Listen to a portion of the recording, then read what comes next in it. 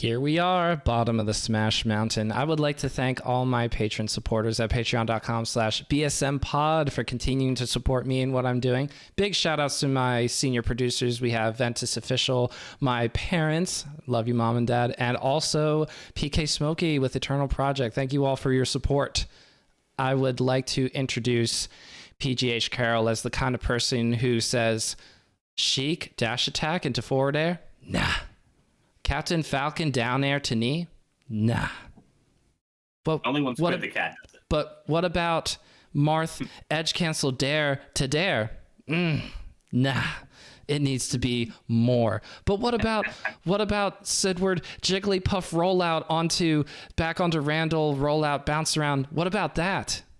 This pleases me. Somewhere. Look no further for the royalty of creative combos than PGH Carroll, who joins us here on the BSM pod. So Nick, thank you so much for joining me. How are you doing tonight? Thanks for having me. I'm doing great. This is I get down with the bottom of the Smash Mountain podcast. If I may ask, sorry, go ahead. By the way, do you still feel like you're at the bottom of the Smash Mountain, my man?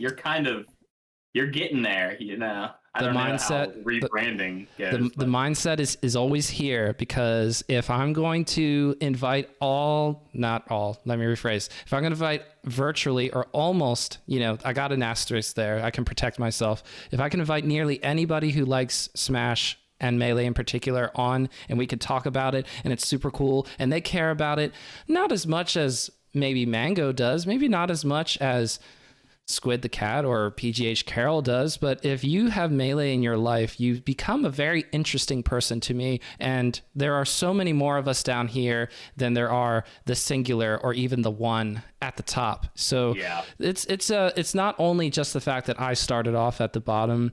I still think of myself as someone who's riding low. Sorry, I was switching my letters. I'm riding low, and I'm enjoying the fact that even if I haven't done big numbers, go crazy, it's not the goal. So that's also a reminder to myself. I'm not trying to take this and turn it into a media mogul empire. And I don't even know how realistic that would be for somebody like me anyway. There are Ludwigs, and then there are me, the people who are just saying, we can stop here. We don't have to push this envelope any further. I'm just like to live within my means. So when I called it that, I thought, what if I'm big someday? But I thought, then I'll get big headed. I need to have a name that'll remind me to remember the roots. Remember the people who wanted to talk to me when I had no listeners, like shout outs to JD and Wasabi up in, NYC, shout outs to Patty from Alston Melee, those kind of people who said, you're worth our time. And that was a very encouraging start for me. Podcast people, they stick together. They got each other's backs. Any podcast that I've ever done Melee wise, I know that you have tuned into or left a comment or like said, hey, that was really great. You know what I mean? So I know you guys stick together, and you're always listening. I'm trying to respect the struggle. I'm thinking about the Drinking Alone podcast, which does not sound like a Melee podcast, but they've had on Eddie Mexico, who I would love to interview someday. So it's even the Down Low to the Flow podcast still coming up. When Squid the Cat was doing Sunday morning Melee, or it might have not. I just messaged him and I told him you really missed the opportunity to go with Squid the Chat. Blew it. It's a great idea. Dude. Yeah. See the creativity. But if he ever does it again. Exactly. Nick does it again. Already getting super creative with Squid the Chat. That's. I feel bad that I didn't think about that. What would you name your podcast if you started one? Well, Drinking Alone is already taken, I guess. So, what would the name of my podcast be? Get Me Out of This House. No, I don't know. I'd have to stew on it. I still like, I'm currently working. I'm doing the same thing I always do, where I work on a combo video and I hoard clips on my computer for like 2-3 years until I feel like it's good enough, and then I finally release it. And I don't even have a name. I kind of have a vague idea of music, but a bunch of cool stuff. But like, I don't know.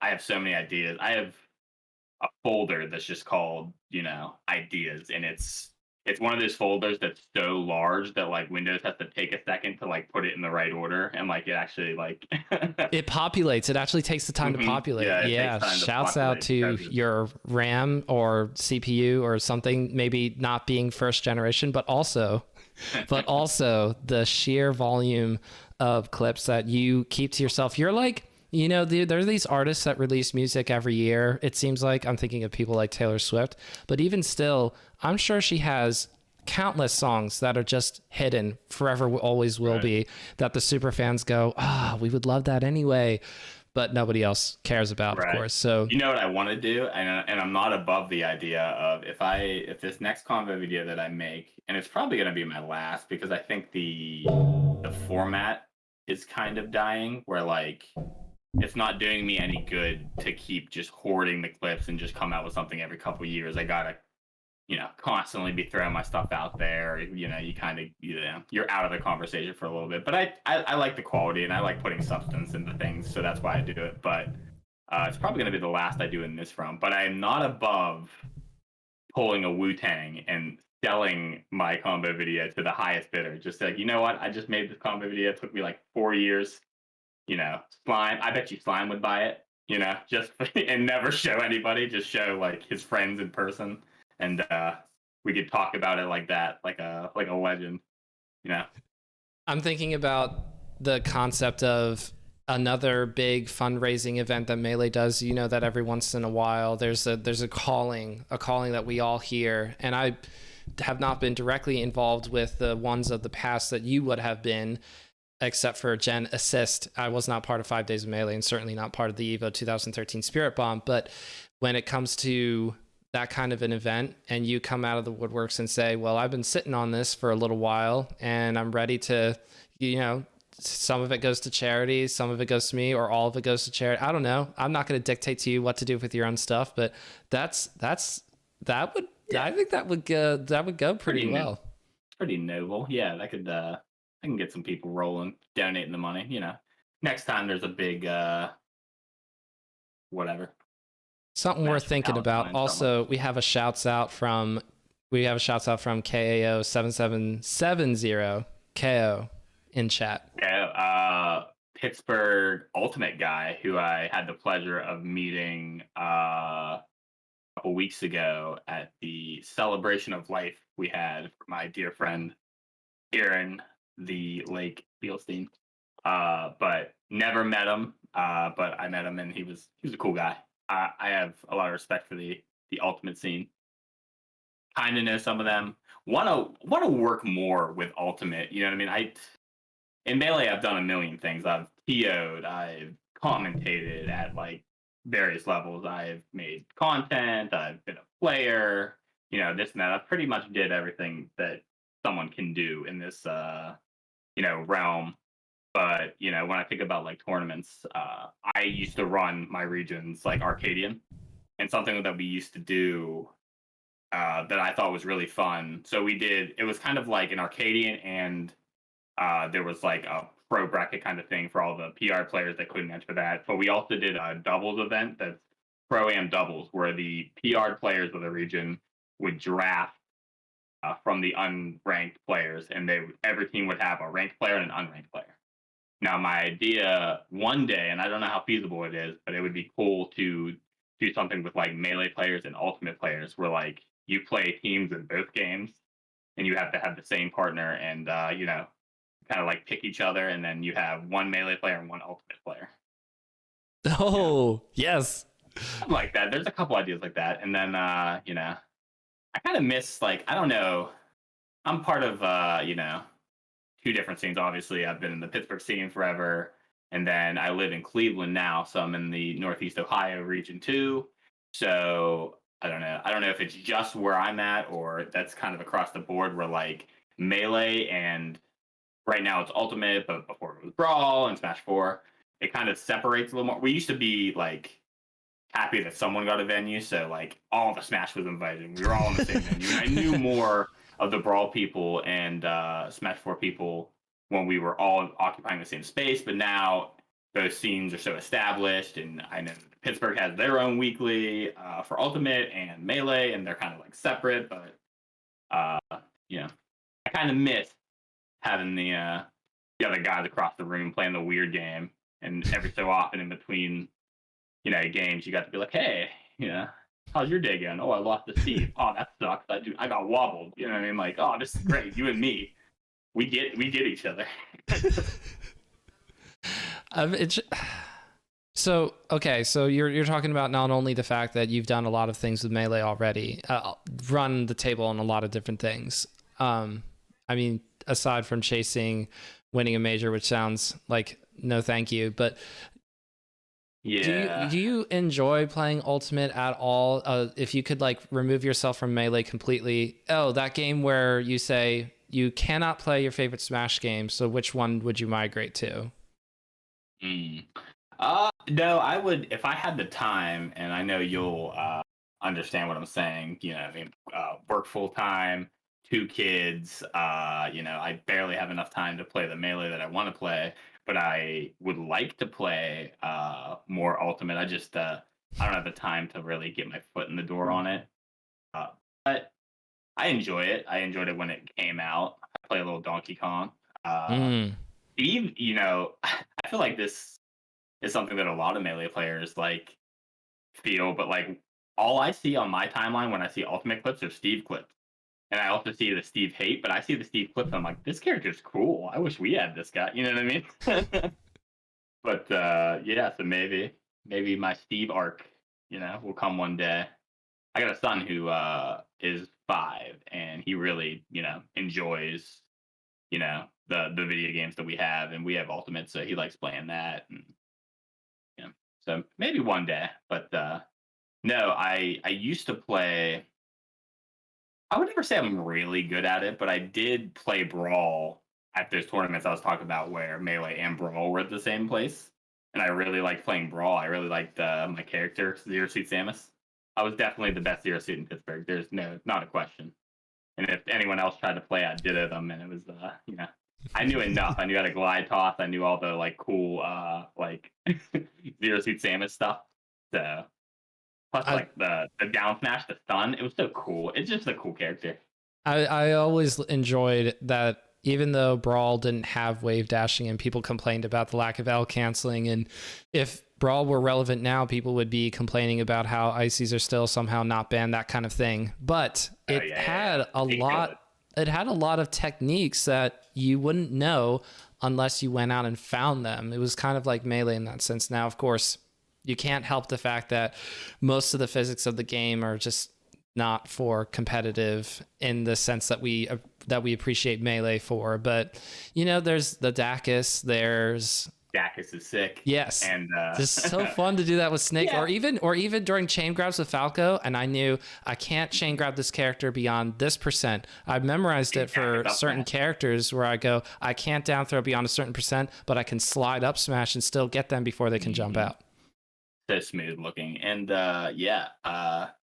I've also got a lot of ideas about things in Melee and certain things in Melee from watching other games too, which you kind of like see something cool in Ultimate standards or like Brawl standards. You're like, that kind of reminds me of this in Melee, and I go back and no one's ever done this. So I definitely sometimes will take inspiration from what I see in other games and take it to Melee. That's not unheard of. I've done that a million times.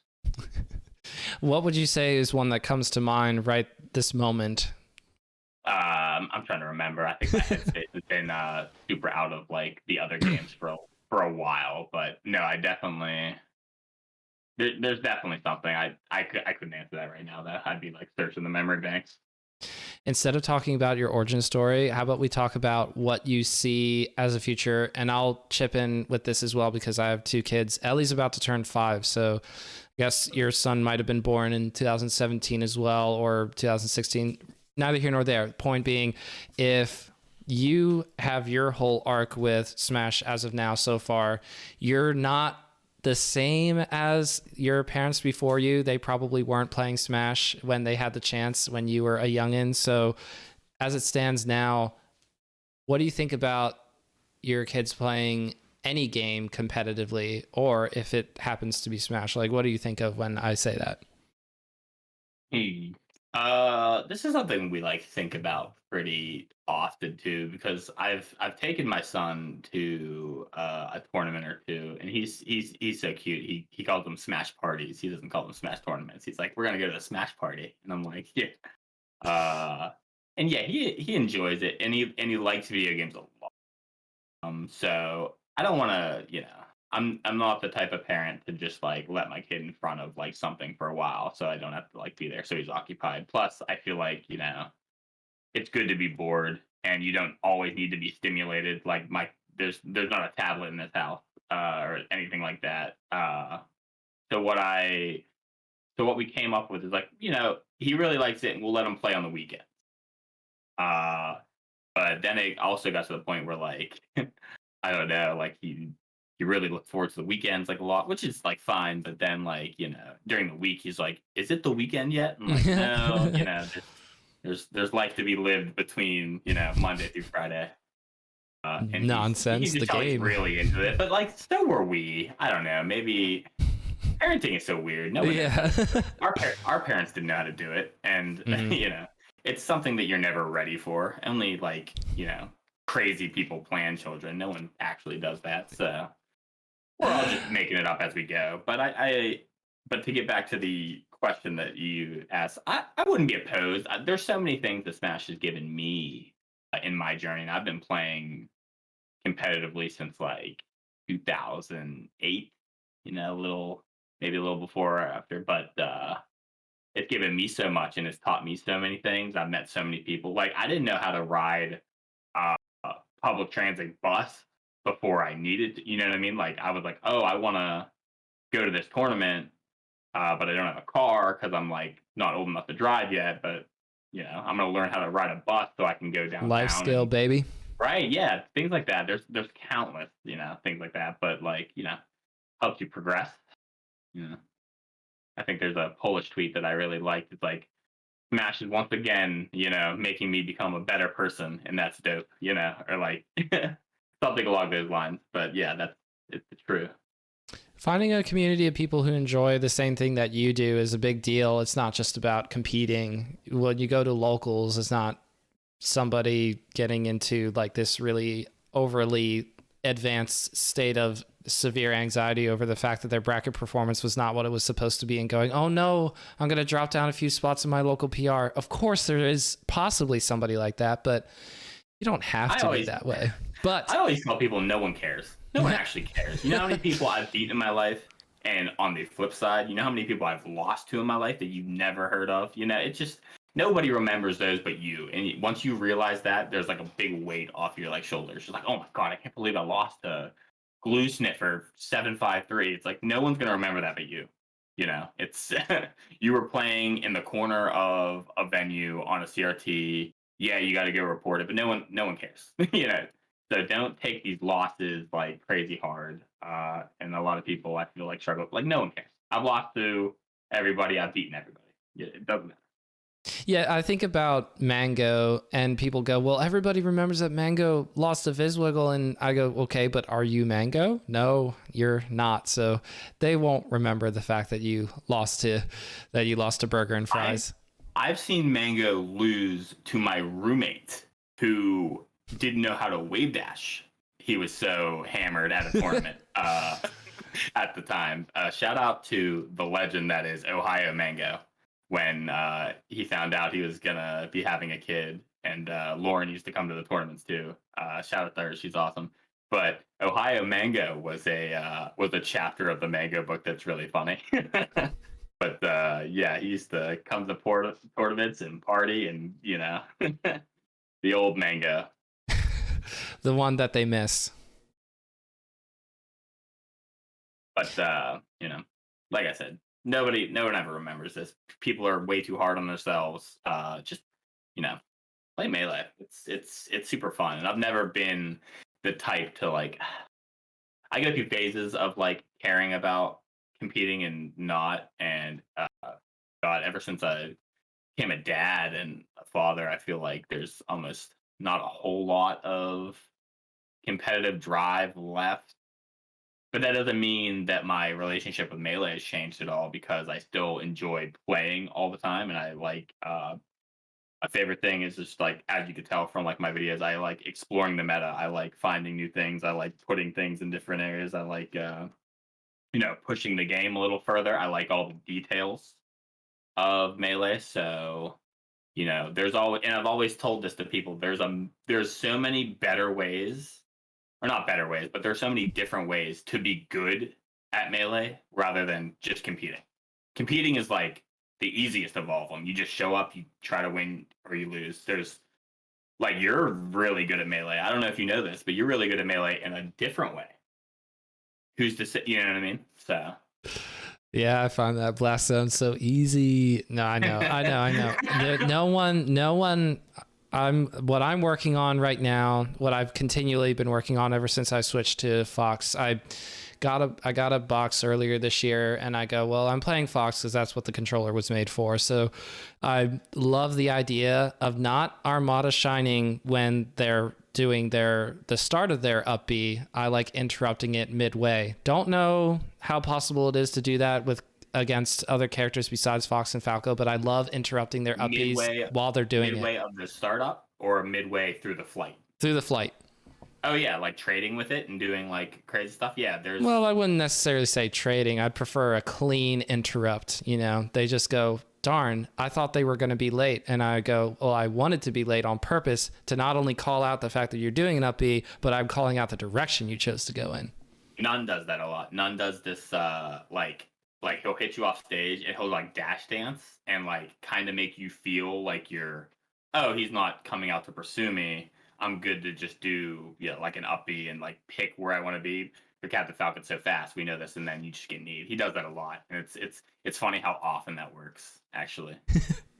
Well, you get into that situation where you go, I'm playing against none. Even if you're a top player, you go, I'm playing against none. None. There's nothing that's beneath the capabilities of this player. He'll just do what he wants to do. I need to get back to this stage like right now. And of course, that's not every top player, but you know what I'm saying. There's like, you just can't help it when you're in disadvantage, unless you have a lot of experience or you've just, who cares? You want to get back to that stage as fast as possible. And that's when newer players or people who haven't been able to work through tournament nerves yet, that's one thing. The instant double jump out of hit stun, oh gosh, I got to get back to the stage. Oh gosh. Yeah. You get exposed. You got to be comfortable off stage, just like you're comfortable on stage. It's you have all these tools. You gotta mix it up. It can't be predictable. So yeah, no, a lot of people feel uncomfortable in certain spots of Melee, and it shows, and it's very easy to pick on. So you gotta be comfortable everywhere. I want to make sure that I don't leave behind the kid topic too quickly, because you have a child that's almost exactly the same age as mine. So I've had Ellie play Ultimate and Melee and Smash 64 Remix, which adds in a bunch of characters. She seems to like Sheik in all three games, but she also loves Peach in Melee and in Ultimate. So those are the characters that she'll play a lot as. But I get the impression that for her, it's just like, wow, I press a button and something happens on the screen. This is different than the experience of watching a movie on the TV. So we don't do the tablet thing either. We just have a TV that will let them watch every couple of times a day kind of a thing, and then turn it off and be like, all right, that's it. So there's sort of like segments of the day. Maybe the total screen time of hours per day is like in between 2 and 3 hours, but that's it's like, when I think about it and I say it to myself, I go, it feels like a lot. But then I think to myself, well, how much am I doing? How much did I do when I was their age? And the answer is I did a lot when I was their age, and I do a lot now, and they're getting smarter otherwise. So every once in a while, I'll ask Ellie or Ezra a question of what just happened while they're watching something. And if they can't answer, I'll go, I think it's time to turn this off. You have officially entered the I'm not paying attention stage. Yeah, no, that's good. I like that a lot. So when it comes to the idea of gaming competitively or going to tournaments, like, I want to take my kids to tournaments, but I don't think I'll take them there for like a while. I thought about, it was like, is that like a good age? And like in some ways, yes, but in other ways, no. I feel like I want to wait even longer, like a long time. Like I might not even until they're like beyond the age of 8, 10, that kind of thing. That's where I'm at right now. So I'm just interested in hearing, like, I'm sure everybody was super gracious, super nice to your son while you were both there. But I mean, how was that experience? Oh, no, it was fun. And so what we did is we played doubles together, which is fun. And you said that your daughter likes Sheik and Peach. My son, so funny. It's he's like a little me. He doesn't really have a main. You know what he does? He plays the cast in order. So he plays Dr. Mario, then Luigi, and then Donkey Kong, then like he just goes right down the order. So when we played doubles at this tournament, it was really I knew that's what he liked to do, and so I had to be the character next. So we started out. He was Dr. Mario, and I was Mario, and then he was Luigi, and I was Donkey Kong. You know, so it got to a certain point where we needed to like I needed to manage the games won and lost. So I was like, okay, because we're gonna need this sweet spot, which is me being Falcon and my son being Ganon to beat this team that's pretty good. So I was like managing, I was like, all right, we have to throw this game, you know? Like and you know, it worked out. But no, it's really funny that he does that. But no, he liked it, and you know, everyone was super nice. I mean, I don't know. I don't think Melee is the type of community for someone to be like, you know, dismissive or like, you know, kind of make it a bad time. But no, he had a lot of fun at the Smash party, and you know, every so often I'll bring him. I don't bring him every week. I don't go every week for sure. Don't go as often as I'd like to, but he enjoys it, and yeah, it's. I don't think it's a bad thing to kind of give him a taste of you know what like I'm into, and he actually today when he was taking like a bath, he was telling me he's like, oh, do you remember? Because someone had their Switch there. It's like, do you remember I got to play Mario Party 8 at the Smash tournament? And I was like, yeah, you did. Yeah, you like that game? Like I don't know, maybe It if you're meant something. yeah, if you continue to be a good boy, Santa will bring it. Takes another swing. Sorry, that was too good of timing for me. Yeah, Christmas is gonna be a little tough. We will get through it though. The reason why I say a little tough is because Ellie and Ezra both have December birthdays, so it's a big month for the walls. So it's just a big party. Mm-hmm. Yeah, that's rough. You know what? My son and my two sons, they were born a day apart. So they're almost exactly 4 years apart. If 2 hours earlier of a birth, and my youngest son would have the same birthday. You know what I mean? It was that close. So, Dang. yeah. July 29th and 30th. Shout out to Juggle Guy also has a July 29th birthday. Oh, that's cool. That's cool. Yeah, Ellie and Ezra almost born exactly 2 years apart, December 8th, December 10th. Oh wow, yeah. Mm-hmm. Everyone always makes the same joke. What were you doing? Whatever. 9 months before that. Mm-hmm. Having a good time. The answer's fucking. Put it bluntly, but yeah. I'd just say we were having a good time. That's right. I've had sex twice. Mm-hmm. Yeah. No more than twice. My mom made that joke to me with a straight face. Somebody was like, I don't even know how we were talking about the fact that she had 6 children. I'm 4 of 6. But she's like, yeah, I've only ever done that 6 times. And I go, Mom, you're literally lying to me right now because you had a miscarriage too. So, you know, like maybe you can't, I don't know. I fact check my own mom. I can't help it. Well, that's because the reason why I'm like that is because she fact checks me. She homeschooled me all throughout my life until I graduated high school. And then I haven't had any education since then because I didn't want to go to college. So really, when I think about schooling experience, I think about my mom peering over my shoulder while I'm typing something on the computer and going like, it's formatted wrong. Oh. So in Lancaster, a really big thing here, you've probably seen this in emails from the people that you interact with over here in Lancaster.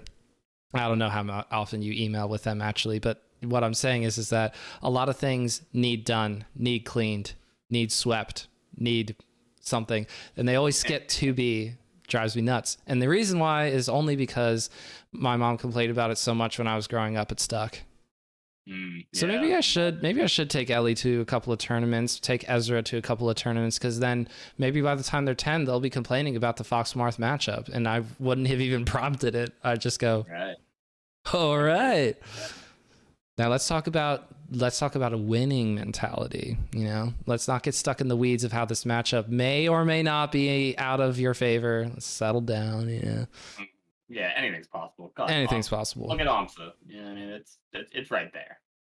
Yeah, were you at Big House 10? Because I want to say yes, but I also feel like you weren't there. No, I wasn't. I went to the first 8 big houses. I was one of the illustrious groups. I missed my first big house in Big House 9. It's just with the kids and me and my fiance, we never argue about anything, but it was one of those things where it's like, I know that this is going to be a big burden on you, and she let me know that too, and I was like, all right, I'll miss it, that's fine. The streak dies. And then when it came to this year, I was like, oh, I missed last year, so now what's the point? So man, every time I see that picture of Rob with the 10 out of 10 attendees, SFAT, violence, site, a couple of those, I'm like, that should have been me.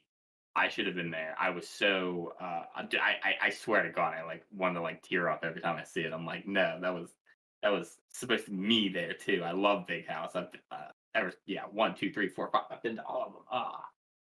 So the love goes deep. I think Mrs. PGH Carroll, that should tell you right there that Nick loves you. I think more than life itself, practically. Oh yeah, that's huge. That's beautiful. That's the spin zone. When I started getting into all this, I said to Jen, because we already had both of our kids at this point, I said, I'm going to definitely listen to you when you tell me things that you want me to adjust to. And I will try to do it as soon as you tell me, but it might take me a little bit to readjust the expectations that I'm building in my own head, as well as the expectations of how you think I am or am not spending my spare time wisely. So with going to big tournaments, I have to pretty much submit it like vacation at work, where they're not super stingy at work, but I have to treat taking these big trips or going up to Big House this year as if Jen doesn't know at least 4 months in advance, 5 months in advance, probably not going to work. So yeah, no, I'm very transparent about the things I want to do, and I bring it up as soon as what I mean. I see the opportunity, and like Riptide was like that. I got to go to Riptide and do the commentary. It was really fun. That's cool. I told her as soon as I got the call, or like, hey, do you want to do commentary again this year? It's like the next and that's like it is with a lot of things. The communication. Yep, gotta get it right there on the table. So I mean, it's important, and it's it's being in a relationship. There's give and take. So I joked with Jen that she hadn't gotten in her weekend for herself yet, but when I ask her about whether or not she wants to do an Airbnb an hour away and just have a night to herself, a night and morning to herself or anything, and haven't been able to make that happen yet. But I'm every now and again I do try to remember to bring it up. In fairness, this trip to Colorado that we have planned coming up here for Thanksgiving week we have been anticipating this since last year. Actually, we were told, get your tickets, get all that stuff squared away. We're all going, my whole family, all 6 of the children and my parents and anyone who has kids. I have kids. A few of my siblings have kids. We're all going to be there, and it's hopefully healthy as of right now. That is true. So hoping for that to actually pan out. So here's some wood. Let me go ahead and knock on that. I'm looking forward to the next big tournament that I have, which is Genesis. If you have an idea of what your next big tournament, what would that be?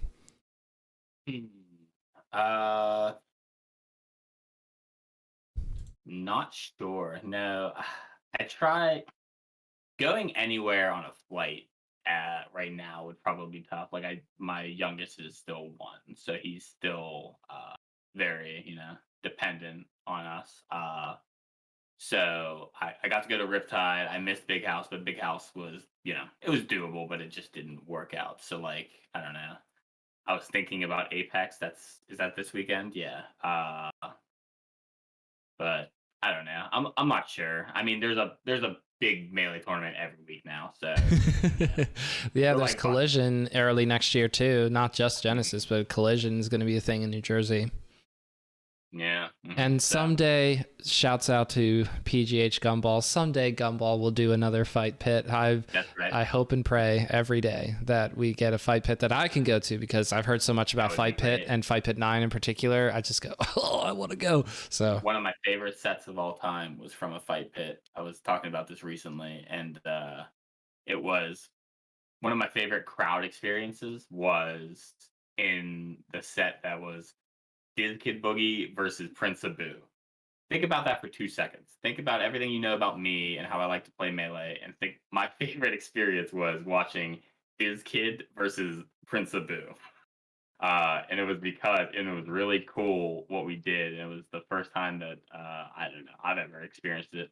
But we did wobbling karaoke, which was when Diz got a wobble, we were kind of talking about it in the crowd before like it happens, like what's the next song, and we would like all sing it while Diz was you know doing wobbling, and he caught on too because you could tell he didn't end his wobbles at like 120 against like and he played along and he did it to like 280. It's like 300. But it was really cool. You can kind of faintly hear it through the commentary of the set. I think it was Fight Pit 5. But yeah, that was really fun to do. And yeah, Fight Pit's a great time. They always have some people come up. Mole is one of the longest running weeklies in all of Smash, right? They had a crazy streak of doing it every week. Rain, didn't matter. Holiday, doesn't matter.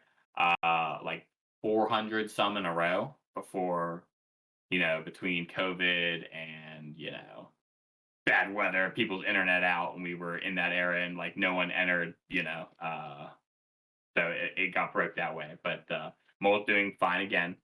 They just had one that was like, I don't know, like 50 entrants or something, So still doing well.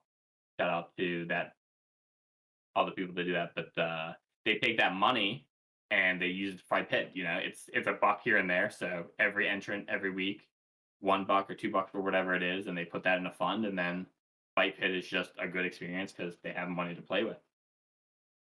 That is an excellent concept. Gumball probably told me that when we talked about Fight Pit together on the podcast, but yeah, it's been long enough. I should just have Gumball on again. There we go. That's a good excuse. Gumball has the money. Gumball, the money goes into a bank account that Gumball has. So, Gumball is just Gumball might be day trading with the mole money. Three cars deep, got a yacht. Yeah. Big. Every time I see Gumball with like big a nice shirt, I'm like, yeah, nice shirt, dude.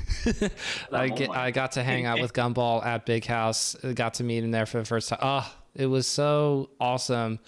Such an easy person to follow around. Just seems to know everybody, and it's a struggle for me because I go, you're not an anime profile picture. You're wearing, well, everybody was wearing masks, but you get it. I just go, it's gonna take me a minute to remember who you are. I'm so sorry. Like, yeah. that was me pretty much the whole weekend. But meanwhile, Gumball's just right on top of it. Oh, hello, so-so. Hello, so-and-so.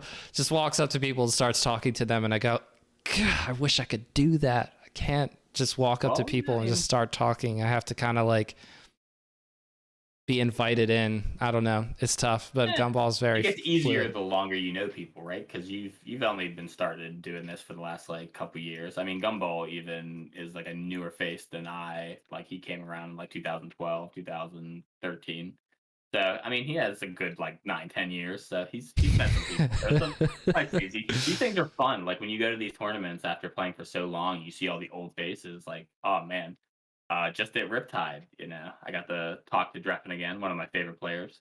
The first person I ever played in tournament. My first tournament. Oh, nice. Was against Dreffen. It was as bad as you thought it would be.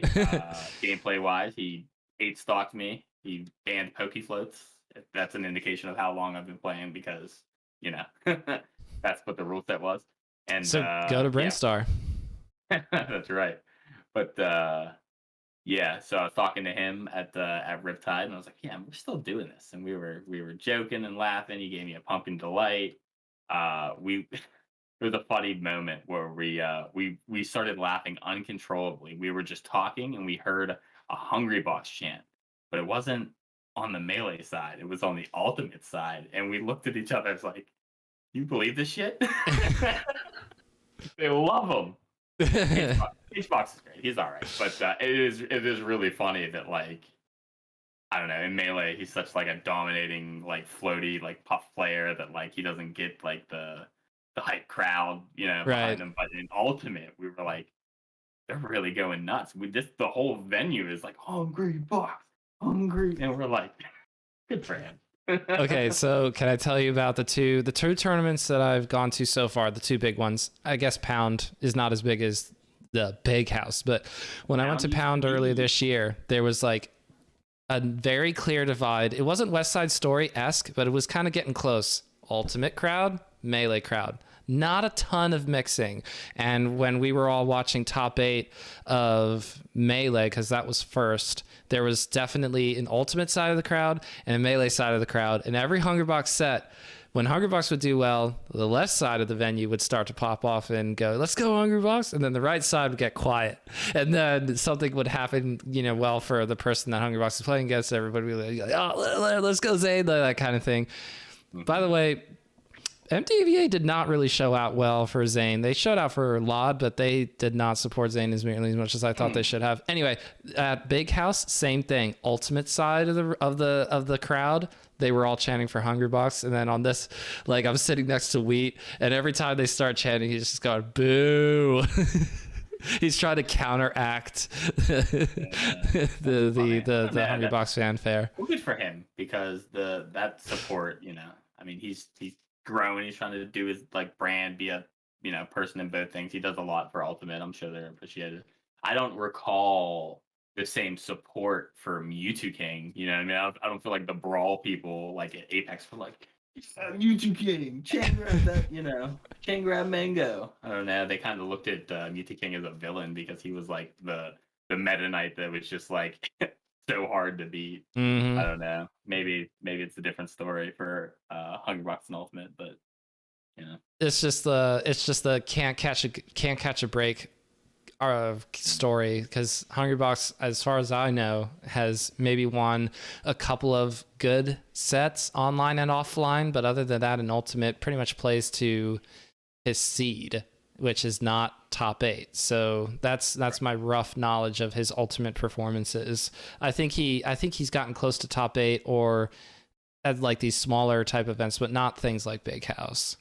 I think he's, if I recall correctly, he's starting to like break into maybe like the day 3 of like, or like the like last like final phase before. Like, yeah, I don't think he's in the top 8. I don't think there will ever be another player that does both like Mewtwo King used to do way back in the day. I don't think there ever will be. You just the dedication that you need to even get to the level, especially in melee. Think about that. Like, imagine somebody who top 8s melee frequently also playing Ultimate and putting that much time into Ultimate. I don't think there ever is going to be another one. When Wizrobe did it at Smash and Splash 5, that was utter insanity. Like we all rightfully so, like, this is about as crazy of an accomplishment of anything that you could have. It's not purely a melee accomplishment, but the fact that you could top 8 and you can win the Smash and Splash 5 melee bracket and then top 8 in the Ultimate bracket at the same time was, I mean, I'll always remember that, because I think that's probably the last time it happened, but it takes quite a bit for these Ultimate players that enjoy melee, like Cola or Void. I know that also Spargo's Marth is kind of nice. Here, yeah. I mean, it translates. I mean, top level Ultimate is hard for sure, and they press just as many buttons, and they're thinking. You know what I mean? They're controlling their characters, and it's just honestly just as hard. Well, especially since you have to fight through so many, ridiculous, this whole buffer system is annoying, that kind of thing. It's why I tried very hard not to play Ultimate, because I get adjusted to the buffer system too easily, and I realize my timing's off in melee. I'm serious. I can't do it. I can't do it. I mean, if you told me that there was no such thing as a buffer, I would just be like, oh, I'm hitting all my things, whatever. That wouldn't mess me up in melee. I didn't even know it existed. You know, I'd just be like, oh man, all right, I'm doing I'm too moves and deep. I'm like a pitcher who believes he can't do it anymore, and he just keeps hitting the dirt. That's me with the buffer system right. in There's a Ultimate. lot of NBA players like that right now. Mm. Ben Simmons, what happened, brother? It's not my problem anymore. Let's go Sixers. Yeah. Not really. For me, I'm more of an Eagles fan. You like basketball though. I've seen you take pictures at a few I've been Cleveland to two. games. I've been to two Cavs games this year so far. It was a really funny story. We tweeted about it when it happened, but it was I was having a good time drinking my drink. I was on the dance cam Oh yeah, I dancing, know this story. and Keep going, keep going. then I get a DM from Homemade Waffles. Hey, are you at the Cavs game? I'm like, yeah. Did you just see me dancing like an idiot? He's like, yeah, I'm here. I'm like, what? You know what I mean? He was like a section like above me. He was there with a couple Nia guys, Real Thing, Edgar Jason, Grandma's Got Game, name drop, name drop. Yeah, they were all hanging out and they were at a they were at a Cavs game and we met up afterward. It was cool. And then the next week I went to another one with Zets. It's commentators thing. I think people that Mhm. commentate and know sports, we have this bond. Oh, Zets is a Yeah. big sports fan. Big sports fan. Mhm. Oh yeah, no, I had a good time. But yeah, no, love sports. I've always kind of considered like melee like my sport now because I did play a lot of sports in high school and took it like very seriously. And I now, I mean, I don't know, I wasn't good enough in any sports to go like to Pro, college for yeah, them or anything right. like that. Like Hmm. honestly, but The now competitive drive is real. right, yeah. So I applied that to melee, and that's what I kind of did after high school. Went to tournaments and did the grind, and it's cool. There's a lot of similarities there. For me, I can't really play melee by myself and have a good time. I can do focus practice for maybe 20 minutes and then I start wandering in my mind and I go, I'm just staring at a screen now. I need to stop. Yeah. And Well, you started melee in a specifically like interesting time, right? Like with Slippy, because like it's always at your fingertips. There's always someone to play. Where that wasn't always the case. I don't want to old man too hard, but back in the day, you melee was very cool because you got what you put in. If you put in the work to travel and go places and like meet people and like gain experience, like you got what you put into it. And the closest thing we had to unranked back in the day was these big national tournaments that we went to because there were always setups of people playing and you could play all day every day as long as you wanted at these tournaments. And that's kind of something I think about now when I go to the big tournaments and I see like, man, 5 years ago, like 6 years ago, every one of these setups was full. You had to like wait at a 4-person rotation to like play melee, but like even at night, like you were just playing all night. That's what you like really look forward to. Not that that's Mm. bad, but it definitely that's absolutely the reason. Pound You know? venue was empty at 10 in the morning, Sunday morning, Nick.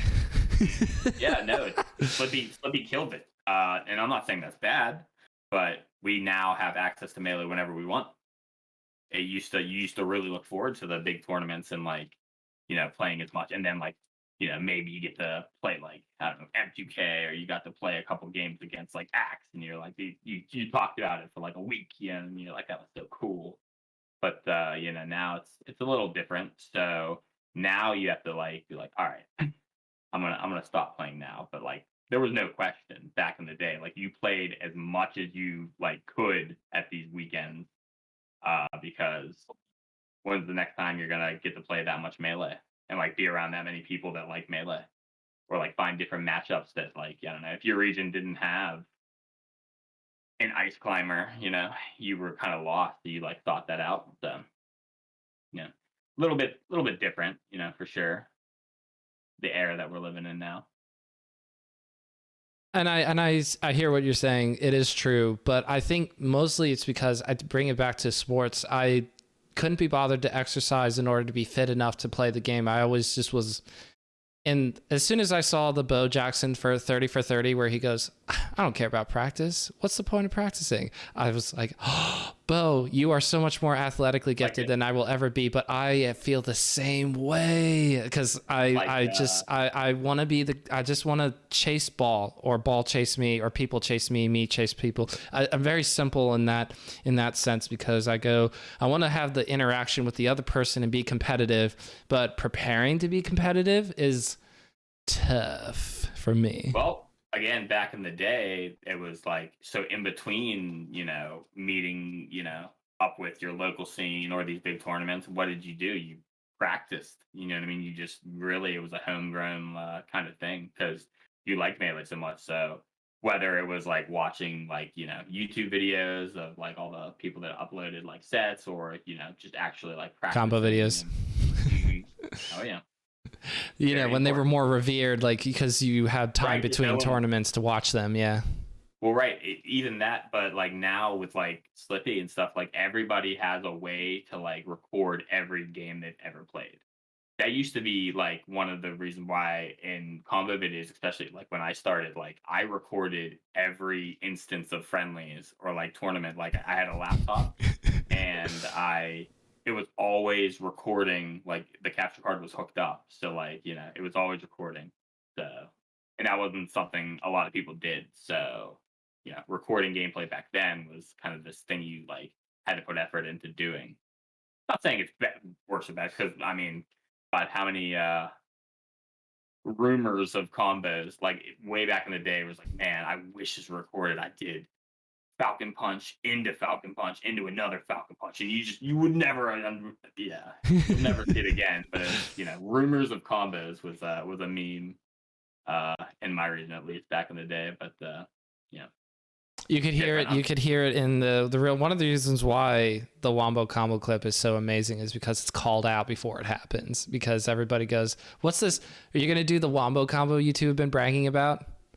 Imagine if that wasn't recorded and like we just talked about it, like you'll never believe what SS and Tang did like to Zoo. It was insane. It was like 900 hits, and then or if Zoo had just quit out, because there was that, you have that thought cross your mind, I'm sure, from Zoo's perspective of just going like, I don't know if I want to full hop into being grabbed, because that's kind of what happens in the clip. It's tough. It's tough doing the 1 versus 2. Oh yeah. Okay, so one more little ism about sports talk. I think there are a reasonable amount of Melee people who enjoy sports as much as they enjoy Melee. I think for me, for different reasons though, because following the Philadelphia Eagles closely, it's recognizing the team being angry at certain parts of the organization that I go, I wish we could get rid of them as easily as we get rid of players. The being able to see the young players come up and start to take responsibilities as either team leaders or frequent producers on the field. I like all that stuff about football and about the Eagles in particular, because I think the Eagles are a worthy team of rooting for. Not every team is like this in the NFL. So when I think about Melee, though, it's much more individualistic, because there are no static teams to root for except for Tempo and Run Riot, and I have no idea where they went to. And so I think about all these big boy players that are at the top, the middle tier players, the lower tier players, your local hero who is someday going to take over the world. When we got to scream our heads off for Professor Peen at Pound, as he was giving Mango a little bit of a sweat there, in the first round of pools, had this really, really nice stock in one of the games that we all freaked out on, and it's super cool.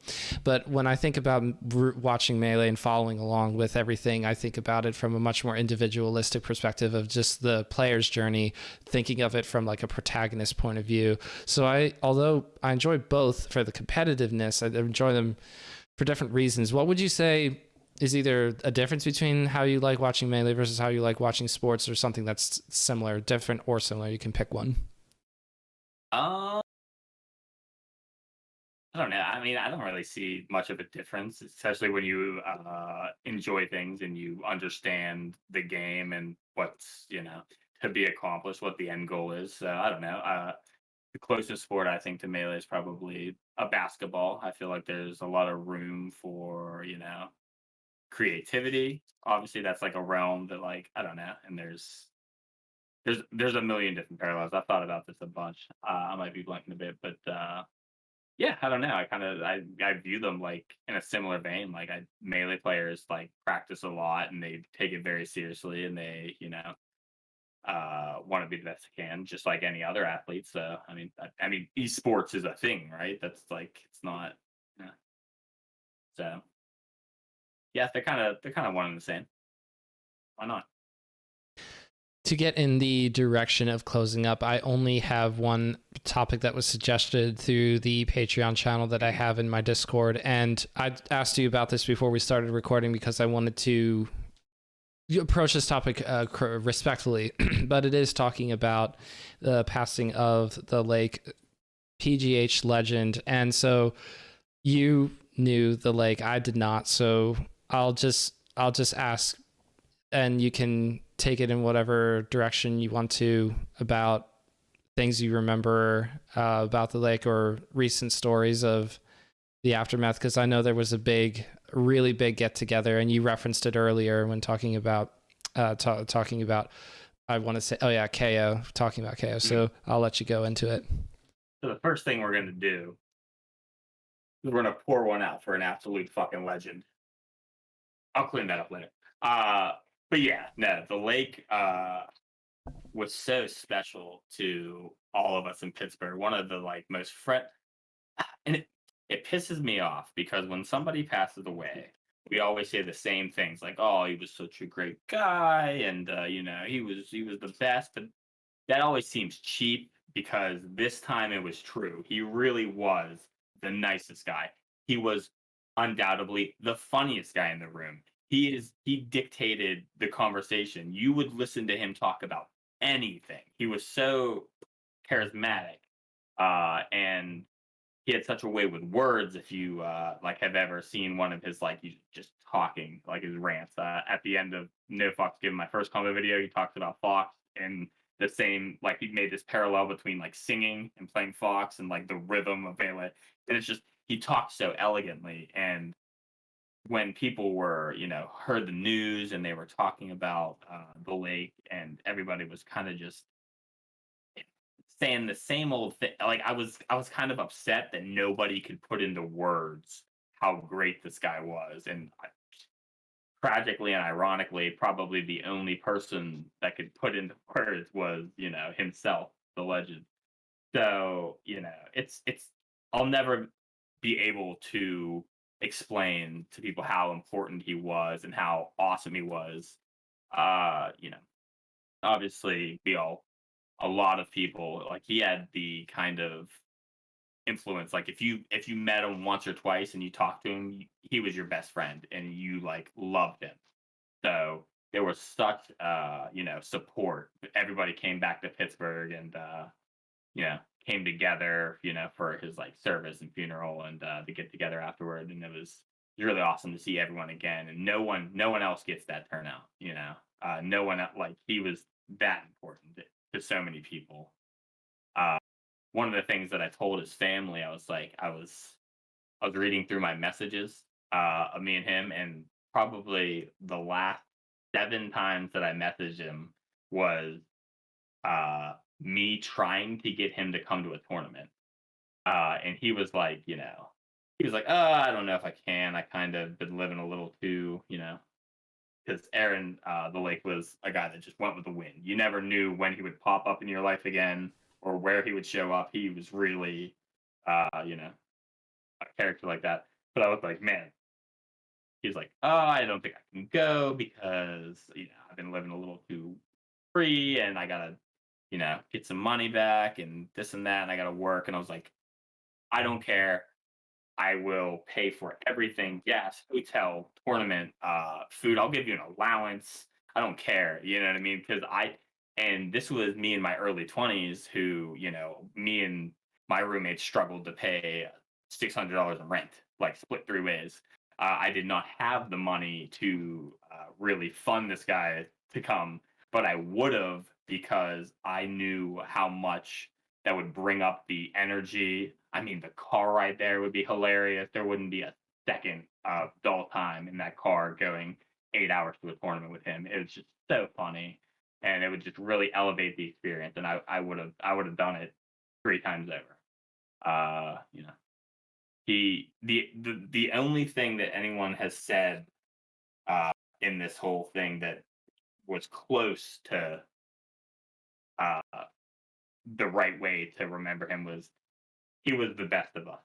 Someone said that, and that really resonated with me because he really was. So many times we pushed him to the forefront of our group to represent us, whether it was fight pit commentary or just, he's who everyone remembered. And he was, I get it was without question that everyone in Pittsburgh, their favorite person was the Lake. He was so funny, and he had such a it was so great. And I haven't even spoke about his melee talent because he was the GOAT Zelda, right? You know what I mean? Anybody who knows melee knows that's true. You're not going to argue that.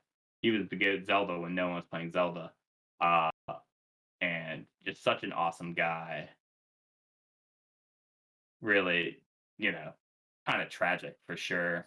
But, all we can do now is remember him and remember all the, great things he left us with. And I think a big reason why the Pittsburgh crew or group of that core group that started way back when, even until recently when everyone kind of went their separate ways, like the old guard or whatever. The reason why we got along so well, I swear to God, was because when you're around someone like the Lake, it's impossible not to try to mimic his energy and joyfulness. So everyone had a little bit of the Lake in them, and that's the best quality about some of us, honestly. You know what I mean? Like because we all and tried to be. It was just infectious. So we all got it, and we it's a pretty tight group.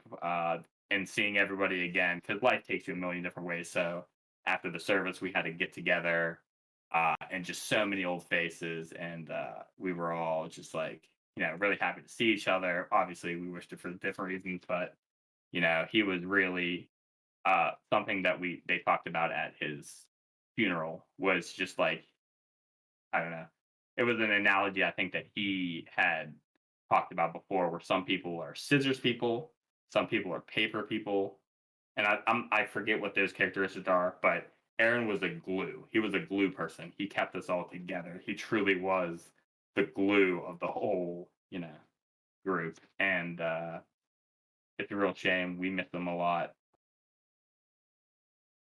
We're never going to be able to adequately put it into words. I hope that this 10 minutes that I've been talking nonstop scratches the surface, but so many people have been touched by him, and he's a great guy. Miss him a lot. It's always hard to know exactly what somebody was like when you never met them, but based off of, I mean, it just, even the first time I'd seen something about it, it seemed immediately obvious that it was someone who was really important to the community that the Lake was a part of. And as I read more about, I mean, I remember in particular, you didn't have that long of a paragraph or anything in the PGH Discord, but just simply saying, this is the news, this is what's happening, and it's really sad. And that was not exactly what you said, but that stood out to me just because it felt like almost not like a last action or a last calling it together sort of a thing that the Lake was doing or anything, but it was almost as if this is how we're going to remember and pay respects. It's going to be something that he would have wanted to see. And I feel like when you when you do or say something that the person who has passed on would have been like 1000% behind, that kind of thing. It's an amazing way of paying respects or remembering that person. Right. Yeah, Uh, no, and it's something that I remarked on at the viewing or the service. That I forget what the proper term is. You know, when people come see him and pay their like respects. The overall volume of the funeral home was louder than you would think, and I was like, I'm kind of like into it. I mean, because I don't know if you've ever been to one of those, like sometimes like it's like no noise.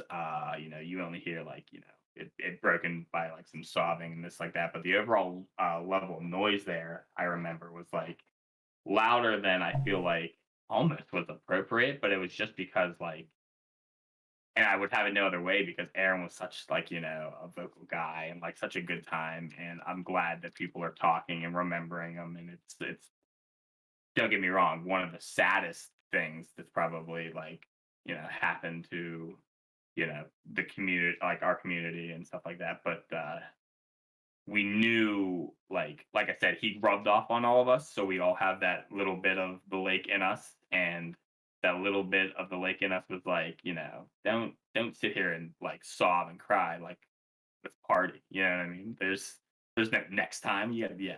So yeah, that's something that I remarked there, and the get together afterward was really good. And like the mole TOs, they graciously, all I did was organize it. They paid for it out of the mole money. It wasn't even a question. We knew that like he had so much support and so many people that came out that were gonna come out that like his family kind of knew that he was like a big deal in like this world, but like I don't even think they like truly understood like if this people's lives like it's kind of hard to like we knew that we were going to be there. We all took off work, some people flew in, this and that. Like it was on like a Thursday, Friday. Like if this was on like a Saturday or something, like we're like no one had an excuse not to be there. There would have been 100 more people. Like we would, anything you try to do, a wake, a little get together, we would tip it over because there'd be so many people there that want to like remember Aaron, support Aaron, that like it was no question that like we had to do something and like get a venue just for us to be all together because we were coming together for him. And you know, love the lake. One of the greatest to ever do it. Greatest guy ever. Probably gonna get a lake tattoo here soon. Swear to God. And I've always and I was saying to them like something that I was thinking. If there's such a thing as a heaven, you know what I mean? If that's where good people go when they die, is heaven. I feel like the lake got ripped off because if just good people go to heaven, then like there should be a place above heaven where someone as gracious and awesome, joyful, nice, charismatic, and just the best person you ever knew. Like there should be a better place for him. You know, truly one of the best. and it's not a question of how does one move on because it's more or less a new reality. I wonder if after in the aftermath of something like that happening, if you think of it in a negative way too much or in a positive way too much. I'm thinking mainly about when you're having events again, and maybe something really big happens. The lake comes to mind because it would be like this would have been so cool if the lake were here, and then that kind of thing.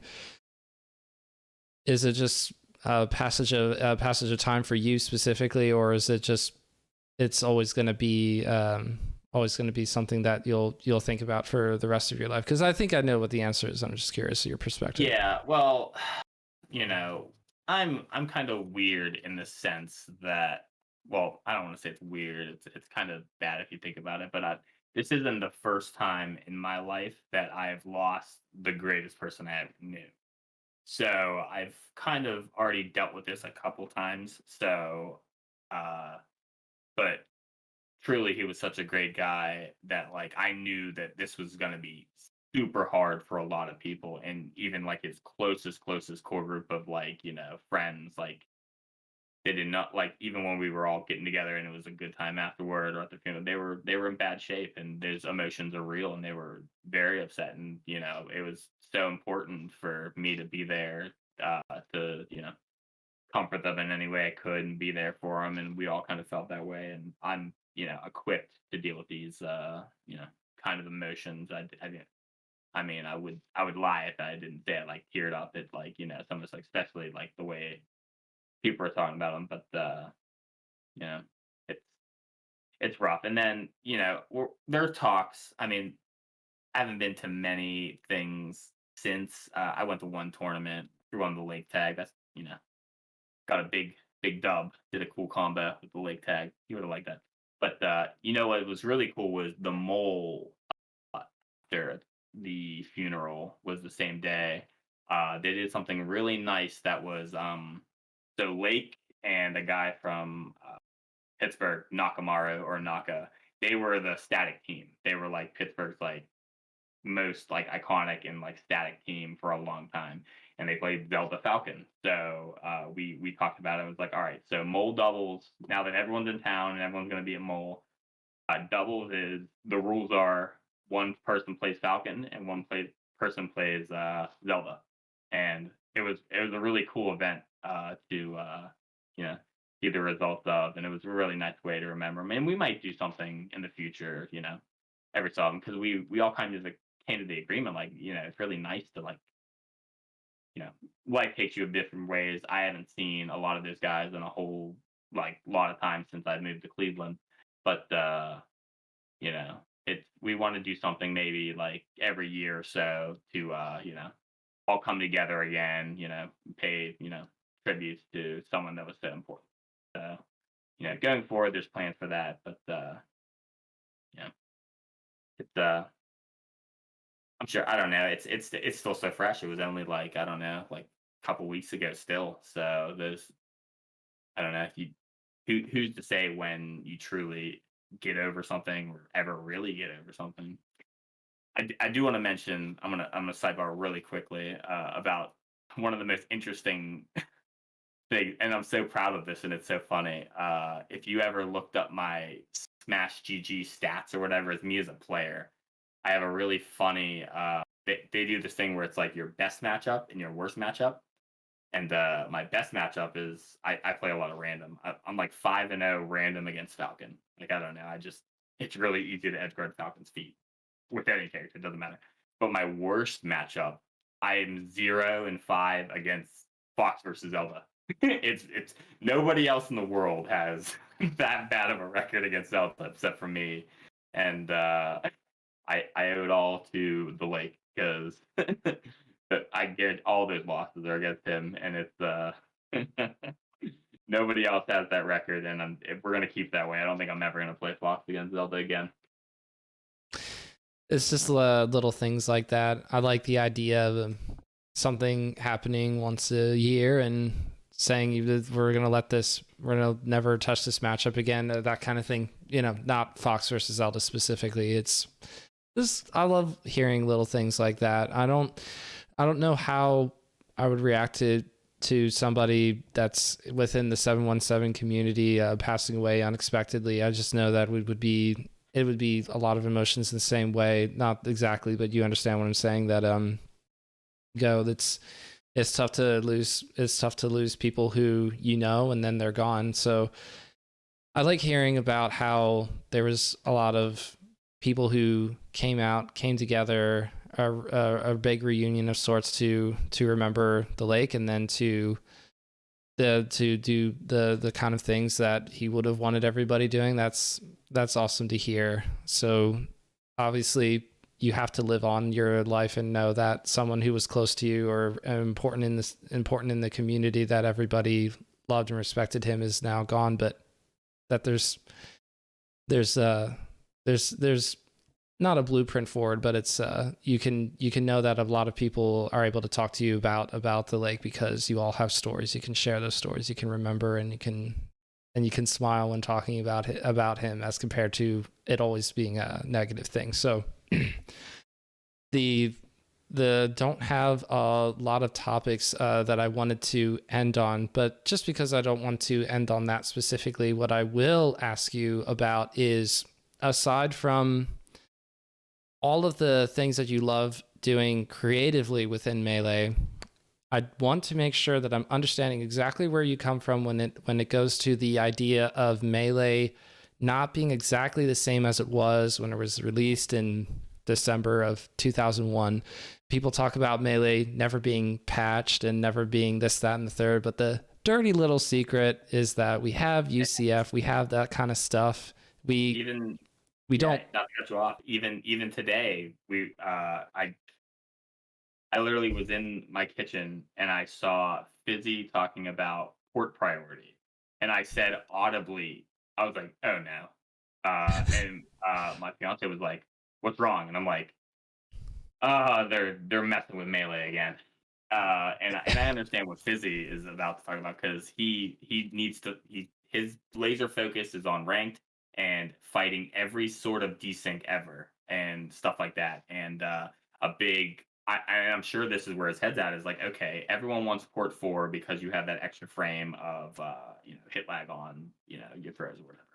Uh, how do we do that in ranked? How do we dictate who gets port four, or do we fix it, or And I sometimes think that Fizzy doesn't get how like much weight his decisions are, and he always says that he's just going to do whatever the community wants. And I tell him, I was like, I don't know. I almost feel like you have a responsibility to keep Melee is special. Like, I mean, there's some things you need to change for this to be possible. Obviously, I mean, I understand why Stadium doesn't work and music and other little things like that to fight these things. But Melee is so special because it has never changed. And someone like me, like I really nerd out and I love the little details about Melee, like the littlest tiniest thing. And I so often now question what I know when I'm playing online because like, all right, so like because we're taking those little details away, little things like neutral spawn, uh, you know, for the objective competitive experience, I get it. You know what I mean? You don't need that. But I liked knowing that like if someone was in port four and I was in port one of stadium, like I could kill them behind go. You know what I mean? That was like I saw it as an advantage. It was like I know a little something about this game, and if you don't know, you're about to find out because I did my homework and I used to love little tricks like that. I mean, think about the way I'm perceived as a player. I love the little tricks and I love the little details. I've used shy guys in crazy ways. I've done wispy like things. Shout out. I'm engulfed in the RNG. I love all the little details. So like the more that we like tinker with things, I feel like we're losing a little bit, and that makes me sad. I mean, I get it, and that's kind of a reason why. So like something that I've really been into recently, and I'm just an idea guy, right? I don't know how to do any of this stuff, but I know the people that do. And I've been working with some great people like Uncle Punch and CJAG on like making custom stages because I like, I don't know, if we're gonna go in a direction where we're starting to get away from all the little details and we're gonna freeze this and we're gonna get rid of this, I can no longer like sit here and like try to like hold on to these things we're losing. I need to push the opposite direction. You know what I mean? I'm anytime I play like online, I played this with Hada recently, and we played on my like custom stages that I had ideas for and helped, and we made them. But it's very interesting. It keeps things fresh. I don't know. I tried to say this in a way that doesn't sound old manish, but like there was something so special about Melee. I don't want to lose all these little details. And like Melee is like being in a relationship with somebody. You know what I mean? You take the good with Yes, the yes. bad. Mm-hmm. And if you don't like it, then you move on, you do whatever. But like, and it's again a term that I haven't heard in a million years that used to be very thrown around was this is a children's party game. You know, if you're looking for the most objective competitive experience, I don't know, fight somebody or there's a million other different things that is a better way to compete than melee. Because melee is, at its core, it is fun. It's again a children's party game. Uh, so I try not to take it super seriously, and that's never been my MO. And I get nowadays where people like they really need like results and winning to like feel like their time is being used properly, and I don't know, that's never been my thing. But and like how are you going to tell somebody like no, I think the way port priority works right now is good, or I think wispy is fine. You know what I mean? I look out for these things. Why can't you? It's like I get that somebody who makes their living like money money ruined melee for me because you can't reason with somebody who's like I lost and got this place because of this place because of this freak thing happening where a shy guy messed with me and I lost money because of RNG. And I'm like, I get what you're saying. That's hard to, argue against. But I just like, I don't know. Like, how do you, when you're laser focused on, you're all about the money. I'm about the game, baby. You know what I mean? Like, I love that shit. Mm.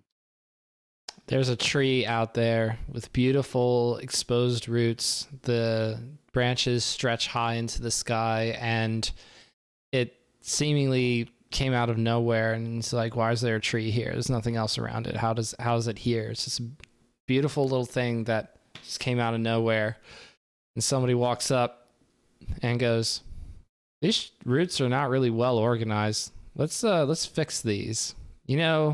I feel like we should really trim back some of this stuff. You can see that some of these branches are like intertwining wrong, and it'll look better if we trim it.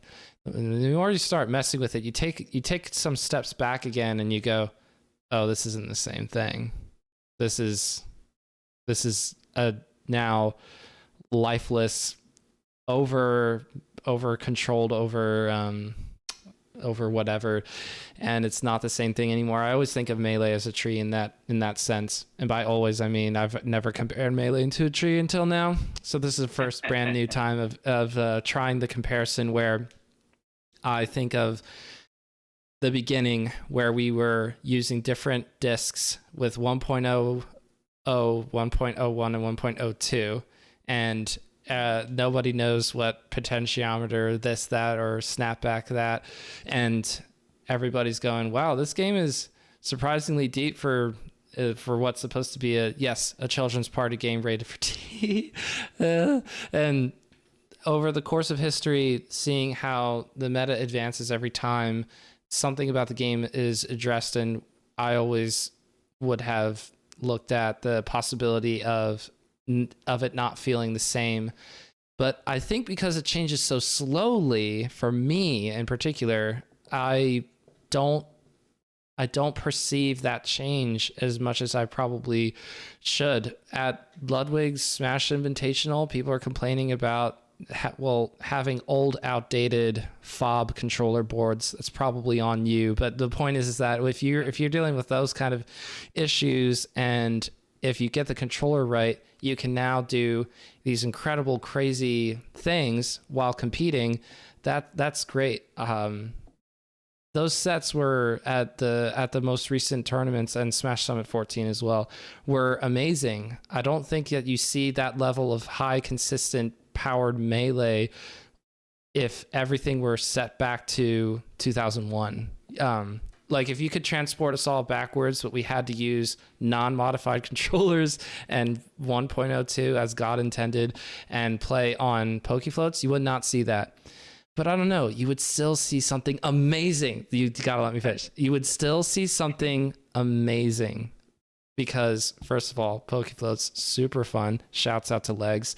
I really think that there are two different games, but most people do perceive it as one game. I usually perceive it as one game, but when I think about it, I go, Mute City at the off season the most fun I had watching a tournament all year, I think. You know, the stuff like that. I'll let you take over now.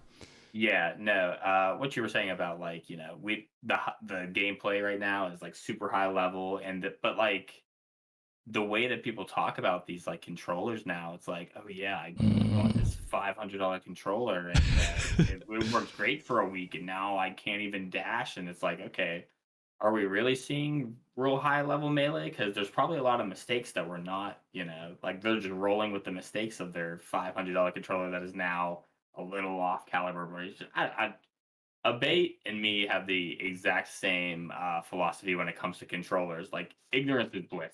I don't need. I laugh at anybody who spent that much money on a controller and now it doesn't work, because it's just like, you're trying to get a leg up on the competition on something that is, barely tested and barely, like, it's Frankenstein-esque. It's unnatural. Just, I play silver controllers right out of the box. That's it, straight up. That's the only thing I've ever played on, because like at least I know for the most part, like, it goes through phases of being good at stuff, bad at stuff, whatever. Like I've lived through the lifetime of like, 5 controllers, but that was always my thing. But yeah, gameplay. I don't know. It's it's a shame that we got to wrap up, because I could talk forever about anything. I could talk about controller stages, anything. Like I'm so engulfed in melee. It's such a big part of my life. I don't think I'll ever quit. I just hope like we can hold on to what we have for the time being, because I do, like, my nightmare is Battlefield only. Like we're gonna get rid of, well, FD is bad because of it's flat and blah blah blah, and we're gonna kill all the, what's, if everything's frozen, what's the point? Like Battlefield, the better tries to stay flat. And like, let's only play Battlefield. That's my worst nightmare, because like people always think about, and we're gonna throw it back to sports here. People always think about like their relationship with the game and the rules, and it's just like, in sports, rules only change to better the viewing experience. I mean, not only, but for the most part, like, think about baseball. Baseball is a, hundreds of years old game. And now they're kind of seeing a decline in viewership. So they're doing these things to help, to the detriment of the players. Let's talk about pitchers. They're cracking down on the stuff on their hands to like get more spin on the ball. They're moving the mound back so that there's more space in between the mound and the batter, so that they have more time to see and get the ball in play, Right. and be more exciting. And if players made the rules, I mean, like, they're only going to act in their own self-interest. Right. It's same thing with melee. So, I get why a wobbling is banned, because to a spectator, Well, that's pretty annoying. I want to sing in a crowd every time somebody wobbles. Are Yeah. you kidding me? You were talking about Yeah. that earlier, and I wanted to take a sidebar and go, we got to talk about the songs we can sing. That's right, for sure. But yeah, so I get why a wobbling was banned, because, it's not that great for viewership. People like don't like it. That's why that got banned. Ice Climbers were the 8th best character in the game. Like, they never won like a major like that. That's what I'm saying. Why are you banning wobbling? Yeah, why are we haven't won a We're major. banning it because we don't like it. Yeah, that's exactly it. Just like sports. So that's why I'm always weary of like these changes that top players really are pushing, because they're acting, I feel like, in their best self-interest, because they gotta make a living and make money and this and that. And I get that too, but like, I wish there was a better way to pull what spectators like feel like, because I have a hard time believing that spectators like frozen stadium over unfrozen stadium. There's something about like if you think about, here's another sport, football. Some teams play outside, some play on turf. Sometimes it rains, sometimes it snows. You're always watching two teams deal with the same shit, but they're adapting to it and they're overcoming it. And that's the same thing with, like, a big mountain popping out of Pokemon Stadium. Let's see how these players play this. And it's interesting for the spectators, because we get to see this isn't just happening to one player. I mean, people like, oh, well, Fox will shine me in the tree. If a Fox can get you in that position, that Fox is, first of all, godlike. you're gonna now when that big rock comes out of Pokemon Stadium, and I'm Peach. I'm like, okay, I know exactly where I don't want to be. Yep. Obviously, So if a fox puts me there, that's crazy. First off, I'm doing everything I can to avoid that.